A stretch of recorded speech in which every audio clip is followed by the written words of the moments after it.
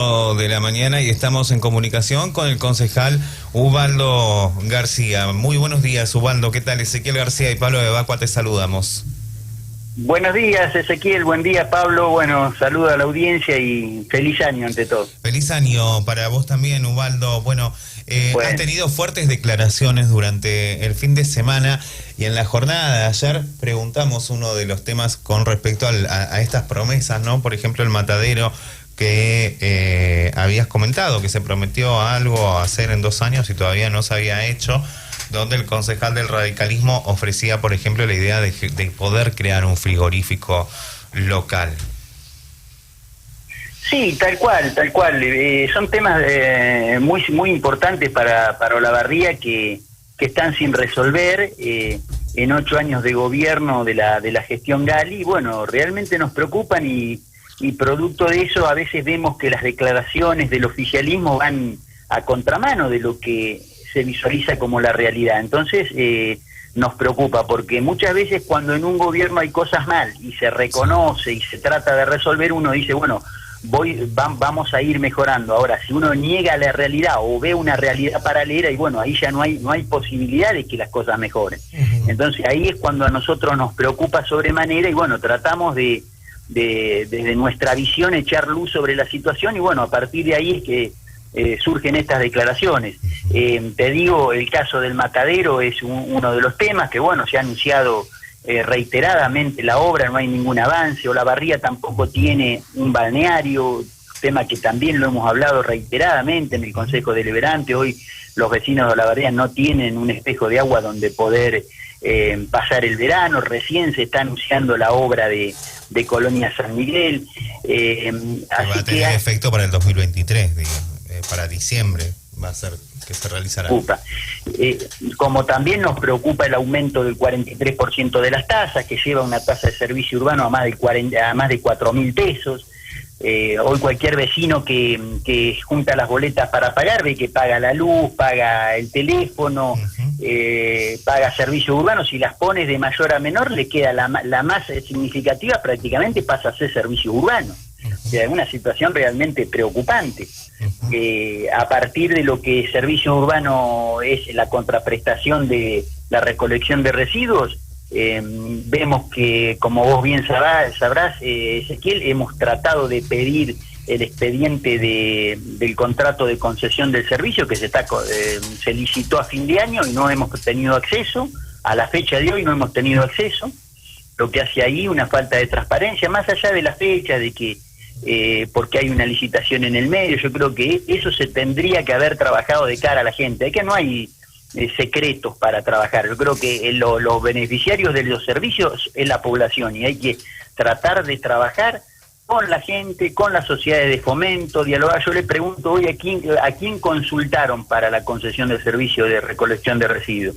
Y te digo que no, se trabajó dentro de las oficinas del municipio sin hablar con la gente.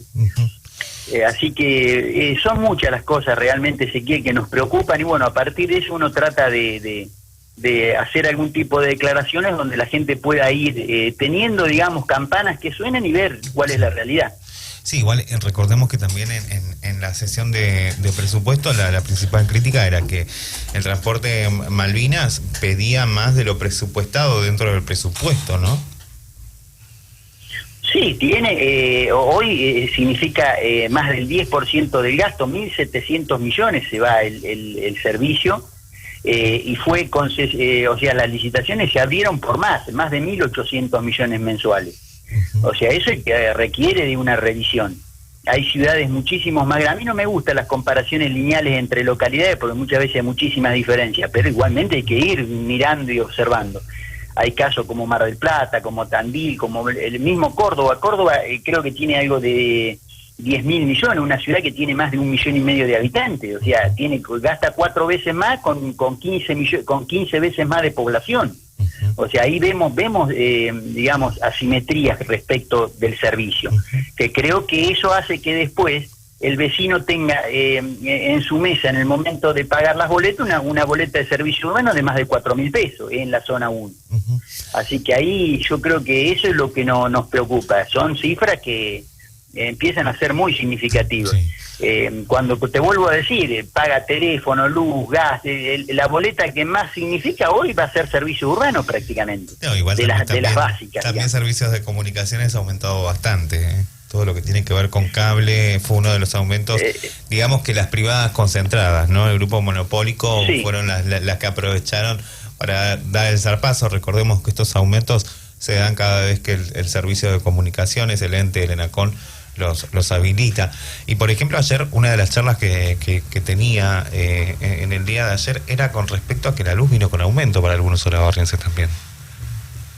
Sí, ha habido algunos aumentos, pero igualmente son muchísimo menos significativos. Y en el caso de que lo que vos mencionás de los servicios de internet y de cable, ahí es cuando también se visualiza el impacto que tiene el Poder Judicial con los amparos, porque eso en su momento se trató de generar en el servicio de internet un servicio público, sí. Y eso con un amparo se logró, las empresas prestadoras lograron que no sea así y por lo tanto no hay control, digamos, en los aumentos al no ser un servicio público. Claro. Entonces ha habido aumentos que no han sido autorizados por el ENACON y que igual con ese amparo circularon. Recordemos hace más o menos 1 año y medio, 2 años. También ahí esos servicios realmente se incrementaron notablemente. Ahí hay que hacer una evaluación de costos, realmente sí. Hay que evaluar los costos. Yo desconozco, porque no soy un especialista en eso, qué costo tiene la prestación de esos servicios, ver qué margen de utilidad tiene y cobrar las tarifas en función a lo que cuesta. Si realmente el servicio tiene un costo de esa naturaleza, y bueno, habrá que explicar a la gente que el servicio tiene un costo altísimo. Ahora, también cuando se habla de pagar las tarifas, muchas veces que hay como un digamos, un apotema que se dice, paguemos las cosas hay que pagarlas lo que cuestan, lo que valen. Sí, pero en la Argentina también hay que ver que la gente tiene que ganar lo que corresponde y muchas veces no se genera esa posibilidad. Entonces ahí se empiezan a generar asimetrías que hay que analizar y estudiar muy detenidamente. Ubaldo, buen día. Disculpe la pregunta, ¿no? Pero escuchándolo atentamente, yo decía lo que vengo reclamando hace varios meses, o desde que estoy junto a Ezequiel acá en el informativo en la mañana, digo eso, ¿no? Porque ¿cómo vamos a hacer para pagar? Vamos a quedar debiendo todo el mundo, porque ahora, por ejemplo, no solamente usted hablaba de las telecomunicaciones, que es de lo ENACOM, pero las empresas de gas piden 200% de aumento, la luz pide aumento, obras sanitarias pide aumento, y todas rondan en el 100, en los 200, digo, y el salario del trabajador no se incrementa en un 200%. Entonces vamos a llegar a un momento en este país donde vamos a quedar debiendo los servicios básicos, porque va a ser imposible pagarlos, porque si uno tiene que alquilar, pagar la luz, pagar el gas y pagar todos los servicios que tenemos que pagar, no nos alcanza lo que ganamos para pagar todas estas cosas. Digo, ¿cómo vamos a hacer? Claro, no, tal cual, por eso te digo, vos te sentás a hablar con las prestadoras por el tema de tarifa y lo primero que te dice, bueno, las cosas hay que pagar a lo que sale. Bueno, sí, hay que ver primero qué estructura de costos traen, porque cuando uno analiza la estructura de costos que tienen, ahí hay honorarios a directores siderales, hay ingresos o pagos a publicidades sin explicaciones, y hay gastos que, bueno, no hacen a la prestación. O sea, hay que pagarla realmente en función de una estructura de costo lógica. Bueno, ese es un primer punto. Por eso digo, y hay que analizar qué costo tienen esas empresas. Y en el caso de que así sea, de que realmente sea eso, también hay que ver la contrapartida en cómo está la realidad económica de los usuarios. Porque entonces vamos a llegar al caso que me vas a decir, y bueno, la energía eléctrica, traer la energía a Olavarría le cuesta a cada vecino 20.000 pesos por mes. Ah, bueno, ¿y qué? ¿Le vamos a cobrar 20.000 pesos por mes a cada vecino de luz? Es imposible. Entonces ahí tenemos que pasar a una segunda instancia donde es decir, bueno, señores, hay que buscar una fuente de financiamiento diferente para estos servicios. O directamente tenemos que adaptar toda una economía, que es un proceso muchísimo más largo, donde los vecinos jubilados, trabajadores y todo, y tengan un ingreso adecuado a nivel mundial, que lamentablemente en la Argentina lo venimos perdiendo, sobre todo en los últimos, desde el 2015 en adelante, donde un jubilado ganaba casi $500 y hoy termina ganando $150. Entonces, lamentablemente, tenemos que volver a recuperar, en términos de moneda dura, los ingresos de la gente. Es un proceso muy largo. Por lo tanto, lo primero que hay que hacer es que tratar de adaptar los servicios y todos los costos a un intermedio. Yo no digo que no suban nada, pero tampoco podés agarrar un índice de inflación, decir, bueno, como hace el municipio de Olavarría, che, ¿cuánto fue la inflación? 100%, mandamos el 100% de los servicios, aumentamos. Sí. Es un disparate realmente. Nosotros lo hemos dicho reiteradamente en el Consejo Deliberante. Hemos pedido que esta facultad delegada por el legislativo sea derogada. Por supuesto, hemos tenido el voto en contra del oficialismo. Gastón, Ubaldo. A ver, una de las cuestiones, te estaba escuchando lo que vos decías, tiene que ver con los jubilados. Y también realmente hay otra gran preocupación en la ciudad, y es de las personas que no tienen hogar. Y son de esas personas que alquilan, que realmente ahora el alquilar nos preocupaba hace un tiempo atrás. Pero ahora realmente es un caos poder lograr un alquiler, porque prácticamente tenés que pedir un préstamo. Porque si sos una persona sola que se tiene que mudar, el ingreso, si no estás trabajando en el Estado, si no tenés una fuente estable, porque prácticamente, como esto es un dicho que voy a copiar de mi ex compañero Beto Busecki, si no trabajas en el Estado, obviamente trabajando en un privado no tenés la estabilidad laboral que si tenés trabajando dentro del Estado. A eso me refiero a trabajadores municipales. Que también hacen una gran labor en el partido de Olavarría, porque sostienen muchísimas cosas y muchísimos lugares. El tema de alquileres está muy complicado y está siendo muy delicado para este año 2023. ¿Eso se pone también en observaciones desde el bloque? Sí, tal cual. Eso es parte también es muy difícil convivir con niveles inflacionarios del 90 y pico %. Ahí te generan unas distorsiones en la economía que generalmente, por supuesto, el que más paga es el asalariado, porque es el que más le cuesta adaptarse a ese proceso inflacionario. Entonces yo creo que acá hay una materia pendiente de ir achicando estos índices inflacionarios, tratar de llegar a controlar mínimamente, no digo en seco, porque tampoco podemos querer lograr tener una inflación de un dígito de la noche a la mañana, no. Pero mínimamente hay que empezar a trabajar lentamente en recuperar esto, porque es un poco largo, pero el tema inflacionario, si uno generalmente yo digo, es como la fiebre en la persona, sí. Te está marcando que hay otros problemas, o sea, no es por per se mismo el problema, más allá de los daños que genera en el bolsillo del vecino, pero vos sacás la inflación en cero y el problema que la genera va a seguir y va a salir por otro lado peor: desempleo, falta de actividad económica. Entonces se presenta de otra forma, como ya ocurrió en la Argentina en la década del 90. Por ahí sacábamos la inflación, vivíamos en una burbuja de un 1 a 1, pero empezó a salir el problema por otro lado, vía desocupación, vía falta de trabajo, vía muchas veces depresión de precios. O sea, te pasás para el otro lado y las cosas van a costar cada vez menos, lo que hace una desvalorización del patrimonio de cada una de las personas. O sea, se generan otro tipo de problemas. Por eso es un proceso que hay que tratar de solucionarlo paulatinamente, en forma sostenida, pero en forma gradual. Sí. Y de esa forma, porque también cuando vos ves el problema de los alquileres, vos si te pones a hablar con cualquier propietario que alquila, también te va a decir, y no me rinde el alquiler, porque, y bueno, entonces es un problema para todas las partes.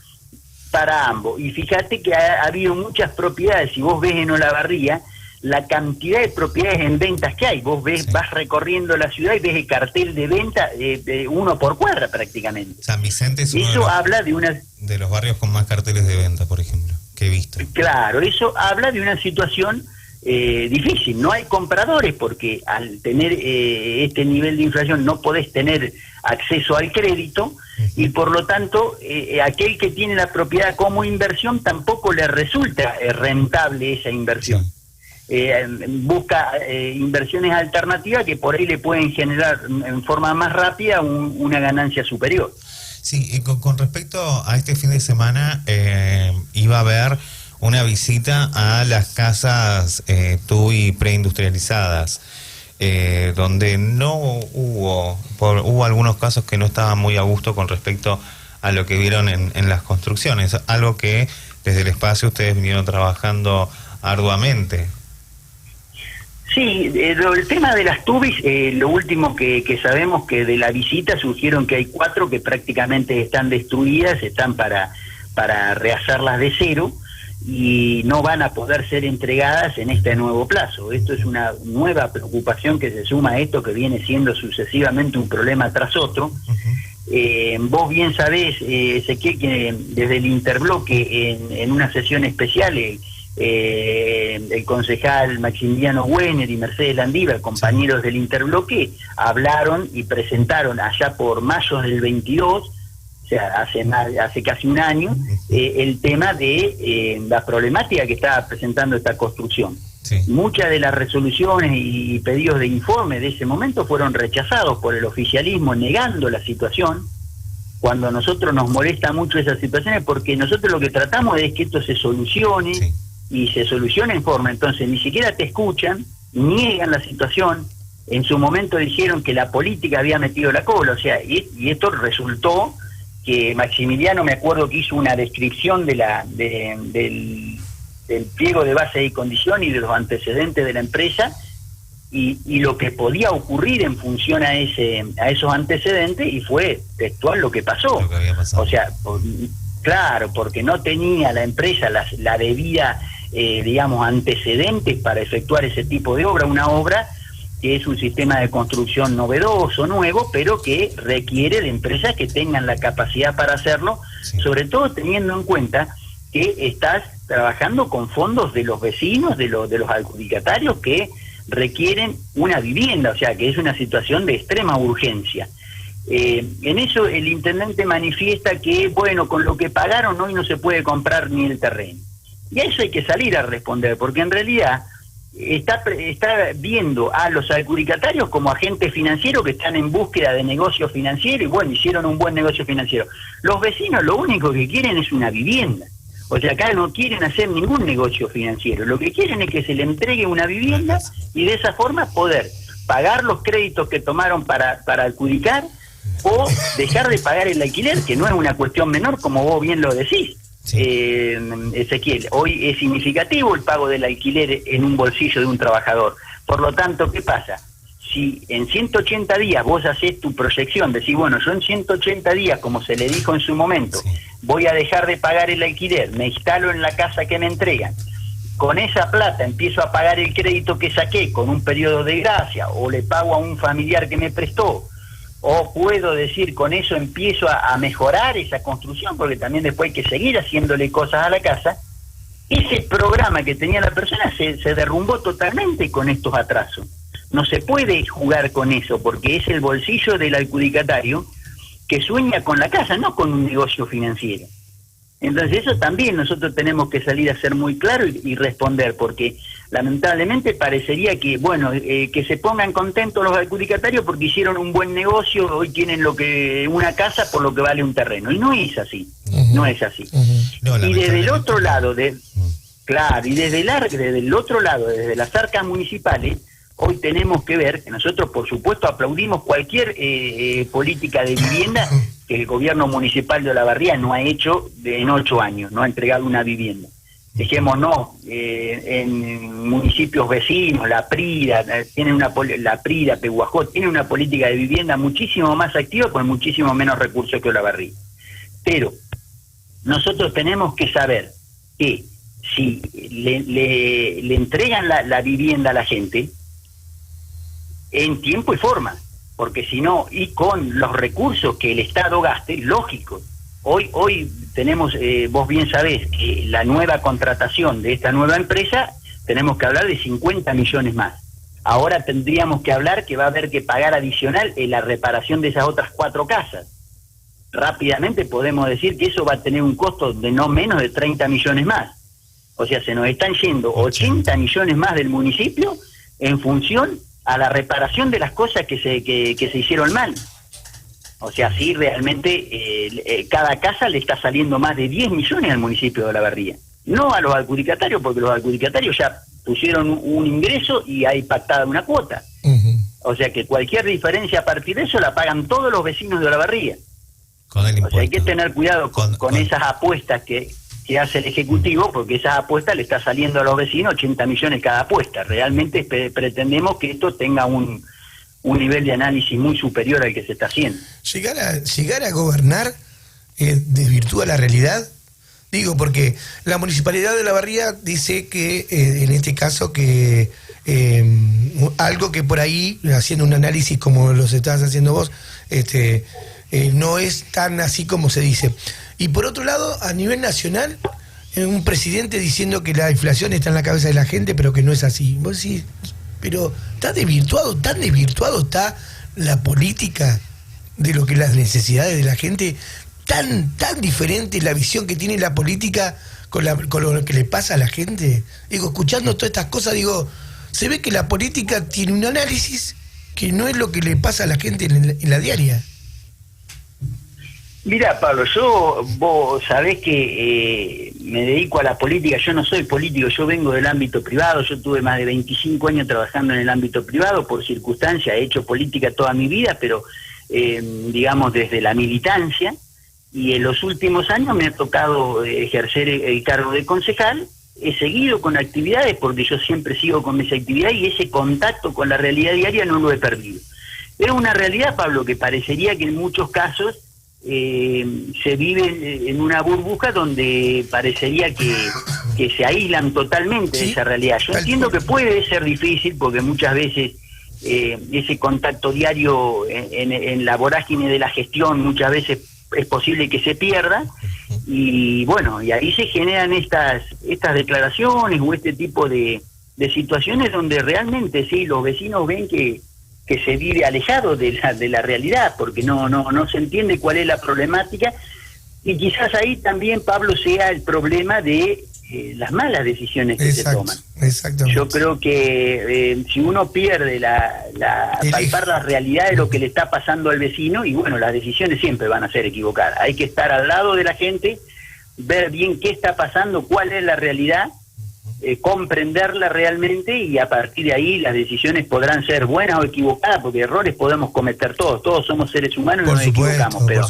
si uno parte de una base equivocada seguramente se va a equivocar, así que yo creo que a partir de ahí, no sé si te respondo lo que me consultás, Pablo, pero a veces daría que pensar que sí. Claro, yo a lo que voy, a estas cosas que estamos charlando y haciendo un análisis rápido, escuchándolo, digo, qué desvirtuado está todo, ¿no? Porque a veces cuando vos escuchás las declaraciones políticas, lo que dicen los políticos, lo que dicen a nivel nacional, a nivel provincial, solamente hablan de ellos y lo que le pasa a ellos y sus problemas y que quieren las reelecciones y vos decís, pero si no hace un montón de tiempo que estás en el poder y no resolviste nada, cada vez empeorás más las cosas, ¿para qué te querés aferrar?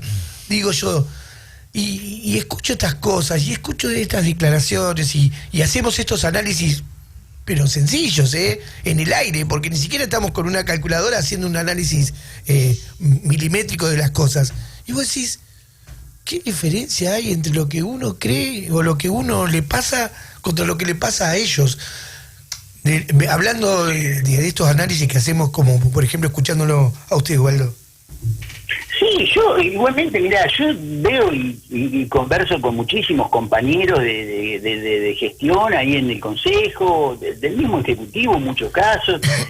A veces hay gente que parece que perdería la brújula, y hay otros que no, que están enfocados. Muchas veces la realidad también marca que hay un contexto complicado a nivel mundial, y eso genera que por ahí faltan reacciones más rápidas o decisiones de otra característica, y el contexto es complejo. Entonces, bueno, tampoco a veces podemos pensar que está todo mal o que se hace todo mal, porque esa idea de que hay que refundar todo y hacer todo de nuevo, yo no la comparto. Yo creo que eso ya ahí es cuando empezamos a partir. Yo he escuchado candidatos de Juntos que salieron la vez pasada, por ejemplo, a decir tenemos que ver en la Argentina qué hay que exportar, qué hay que importar, cómo hay que fabricar. Y eso es una falta de respeto al sector industrial argentino, a los gremios en la Argentina. Argentina es un país que hace años que está en marcha, bien o mal, pero tiene conocimiento absolutamente de todo lo que hace, lo que fabrica, lo que produce. Que hay que tomar medidas correctivas, sí. Ahora, salir a decir que hay que ver qué hay que fabricar, qué hay que producir, eso ya es faltarle el respeto al sector industrial en la Argentina. Sí, o sea, es faltar el respeto a los gremios, a los sindicatos que están involucrados en la producción en la Argentina. O sea, es pretender decir vamos a empezar de cero porque está todo mal, y no es así, no es así. Hay muchas cosas que se hacen bien, hay millones de argentinos que trabajan bien diariamente en la producción, en los medios periodísticos, en la política también hay mucha gente que trabaja honestamente. O sea, tenemos que tratar de encontrar esa base y de, bueno, a partir de ahí solucionar los problemas. Ahora, pretender decir que está todo mal y que hay que refundar a Argentina de cero, y bueno, ¿cuántas veces lo hemos escuchado? Vos, Pablo y Ezequiel, ustedes saben cuántas veces han venido algunos y dicen hay que hacer todo de nuevo. ¿Y a dónde terminamos? Hay frases célebres, ¿no? Como que dejemos de robar 5 años, frases célebres, o gente que decía que íbamos a la estratosfera y de ahí a China en 1 hora.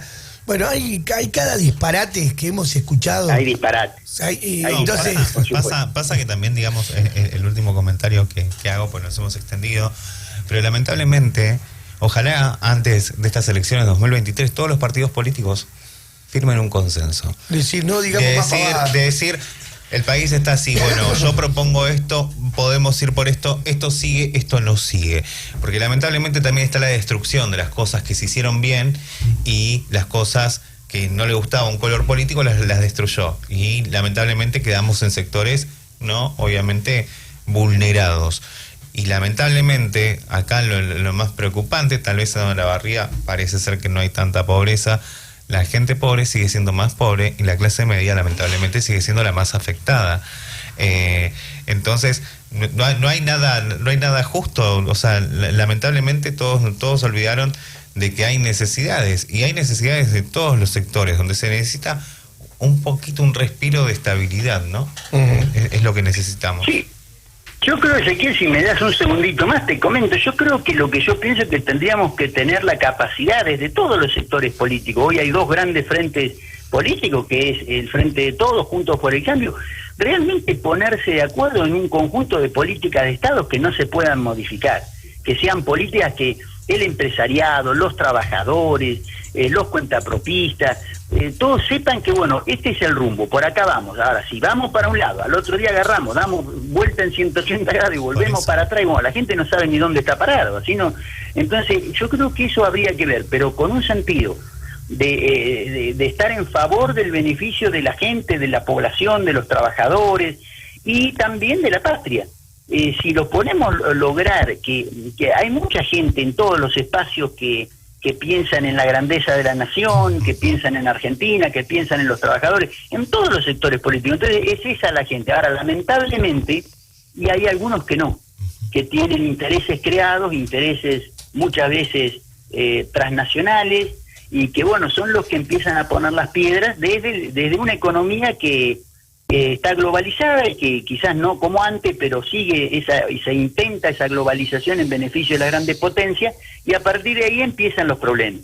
Hay gente que no piensa en Argentina, piensa en otros intereses, pero si lográramos ponernos de acuerdo en un conjunto de políticas de Estado bien hechas, o que tratar de estar bien hechas, escuchar a la oposición cuando trata de ser constructiva, como te repito que pasó con las tubis en Olavarría, cuando salimos allá por mayo a decir, che, hay un problema acá, escúchennos. No, toman como un ataque político.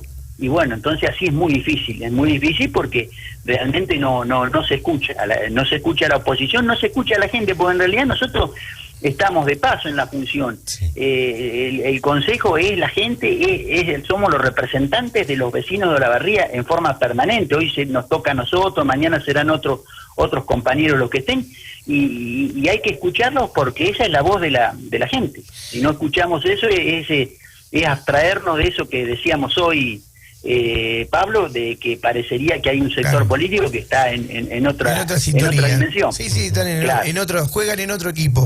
Juegan en otro equipo. Claro. Ubaldo, le agradecemos muchísimo porque nos extendimos un montón. Tenemos pactada otra nota y estamos haciendo esperar a nuestro siguiente entrevistado. Muchísimas gracias. Bueno, les agradezco de dejar de expresarme con ustedes y con su audiencia. Un abrazo grande. Muchísimas gracias, Ubaldo. Hasta luego. Así dialogábamos con el concejal del Frente de Todos, el señor Ubaldo García, donde hablamos de todo, ¿no? Y principalmente estamos hablando de la actualidad. Y en el último, la última reflexión creo que es la más destacada, ¿no? Pónganse las pilas, políticos, por favor. Como es arriba, está haciendo abajo. Lamentablemente, como nos roban arriba, también están robando abajo. Radio en modo primero.